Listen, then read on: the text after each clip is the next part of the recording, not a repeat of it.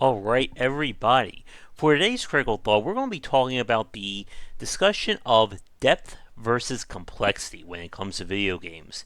And this is a very interesting topic regarding the design and balance of titles, especially in the competitive or esports territory, which we'll be coming back to in a few minutes. As we've talked about several times in the past, there are definitely a lot of people who will associate depth and complexity as one and the same. That if a game is hard to figure out or is difficult to play, then that's just the nature of the game, and who are you to complain about it?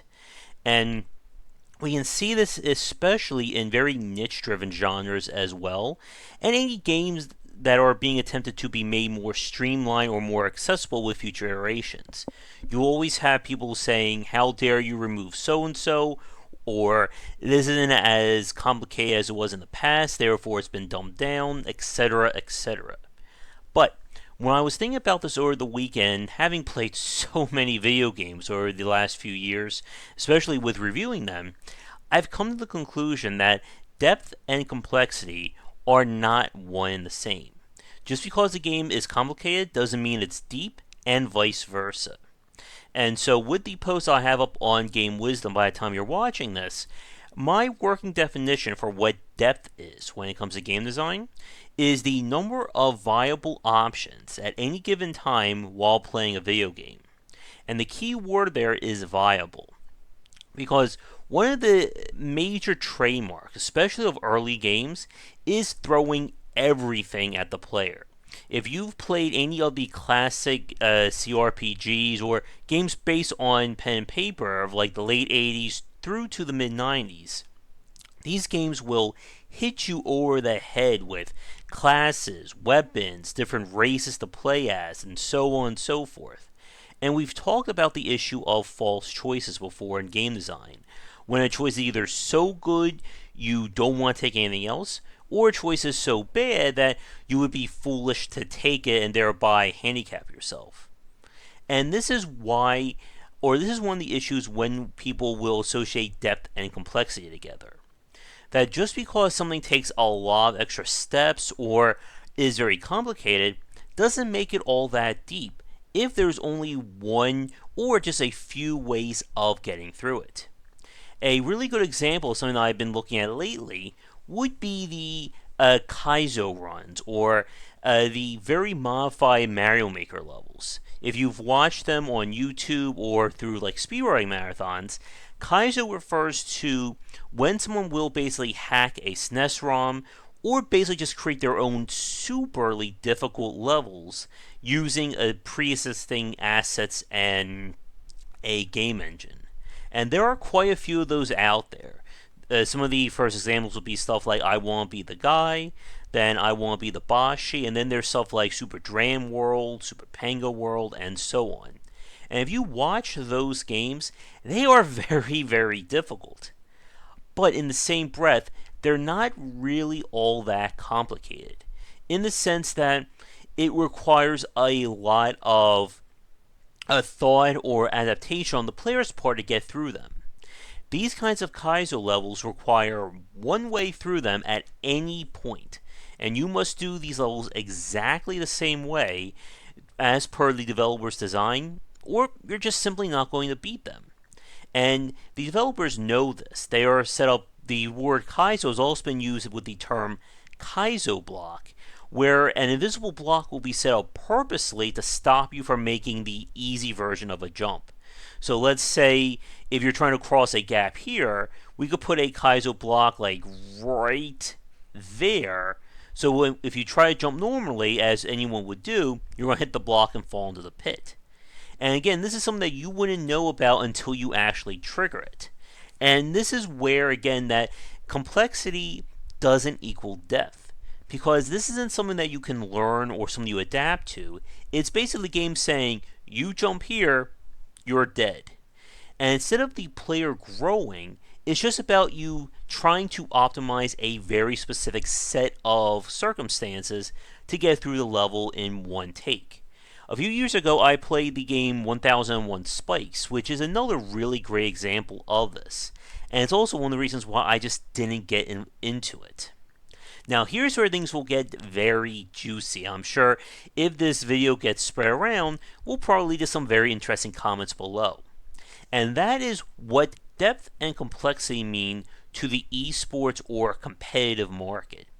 As we've talked about, competitive gaming has certainly grown and has stepped into the limelight over the last few years, with major networks now broadcasting tournaments, prize pools growing into the millions, and just a general acceptance that esports is something that can be played professionally, not just as, quote unquote, playing a video game.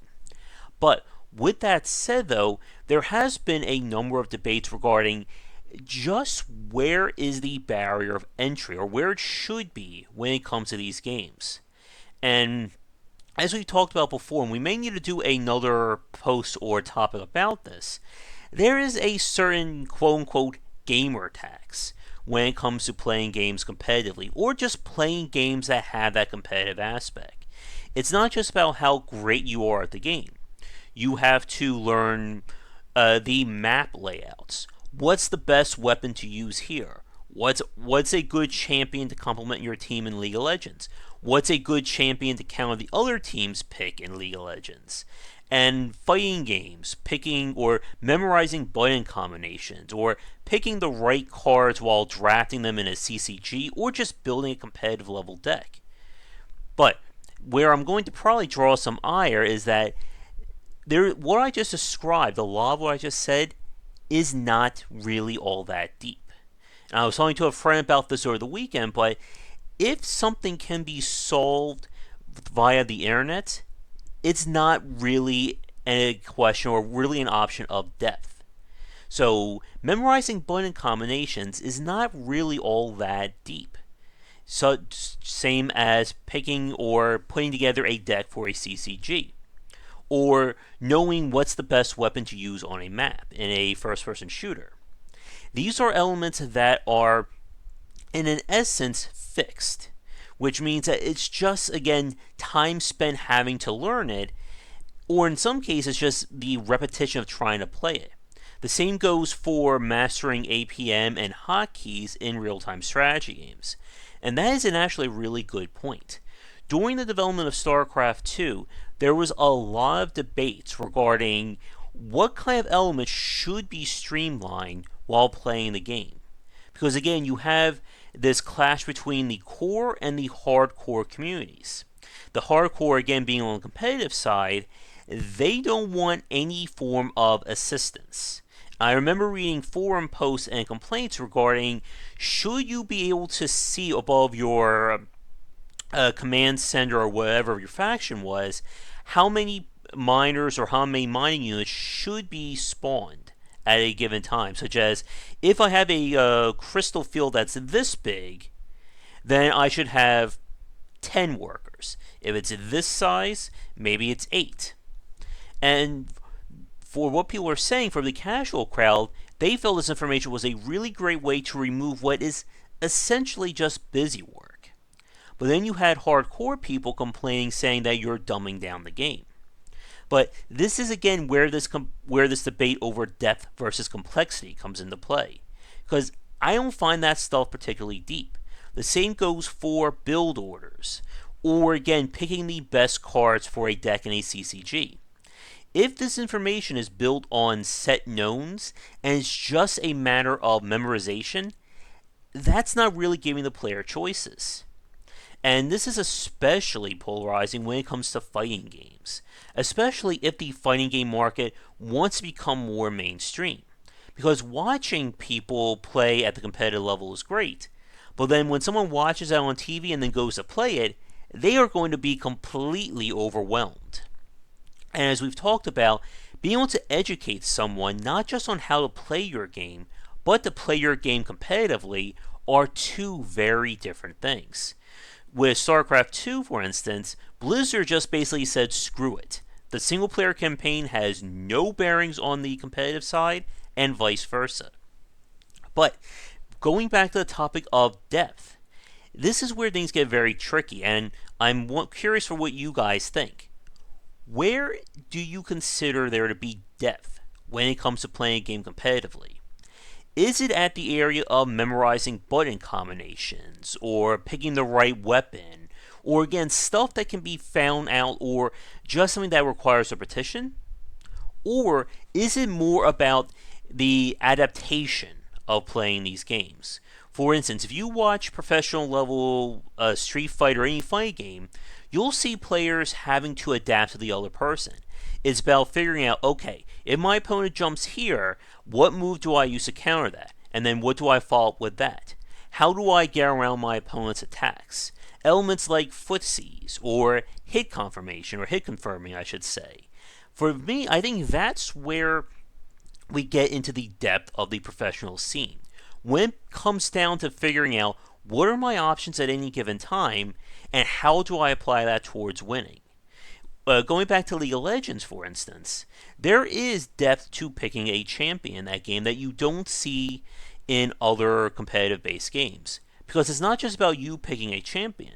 It's about you picking a champion that counters your opponent or supplements your team.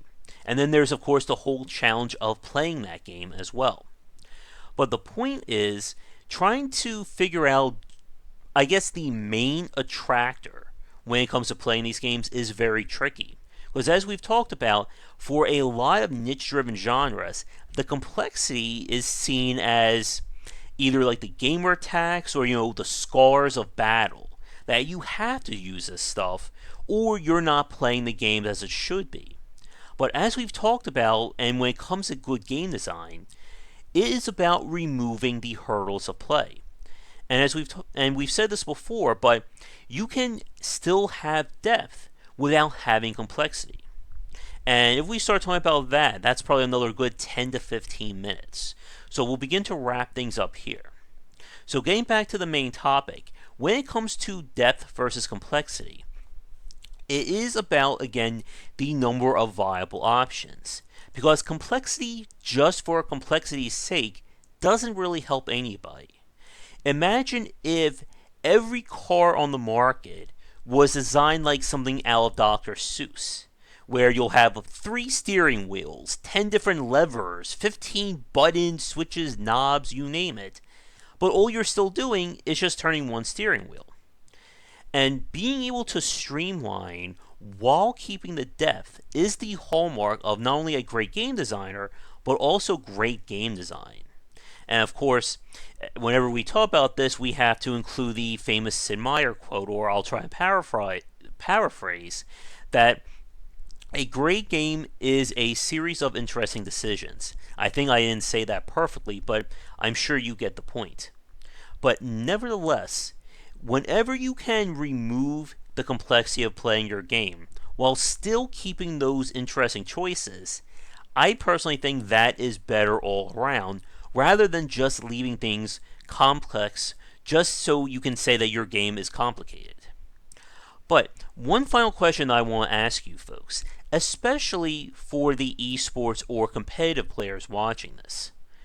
Do you think we will see a competitive level game that, in terms of complexity, is on par with something like Plants vs. Zombies or Angry Birds? I didn't say it was deep, but something that is very accessible, something with as low of a skill ceiling as you could possibly get. As we've talked about, the whole Marvel vs. Capcom Infinite discussion, I'm sure will continue to grow until the game is released, and I'm really curious to see what's going to happen with the DBZ fighting game, and what the developers will do. I think it's Arc System, in terms of, again, trying to bridge that gap between the competitive and the core. But with that said, thank you so much for watching today's Critical Thought. If you're new, be sure to like and subscribe to the channel. Let me know if you have any suggestions for future vlogs, and check back for daily discussions on game design here and on Game Wisdom, where we examine the art and science of games.